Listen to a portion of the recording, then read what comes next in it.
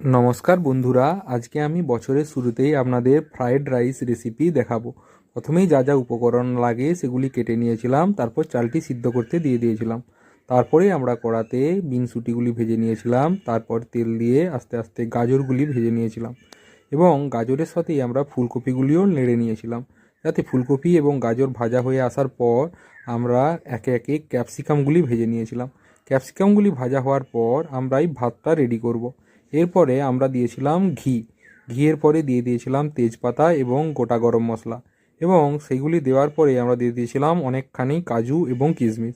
সেগুলি হালকা করে ফ্রাই করার পর আমরা আগে থেকেই সিদ্ধ করে রাখা ভাত তার উপর দিয়েছিলাম, এবং যখনই ভাতটি দিয়েছিলাম তারপরেই আগে থেকে ভেজে রাখা সবজিগুলি দিয়েছিলাম এবং সবজি দিয়ে ভাতটা ভালো করে মিক্স করেছিলাম, এবং আমাদের তৈরি হয়ে গিয়েছিল খুব ঝুরঝুরে এবং টেস্টি ফ্রায়েড রাইস।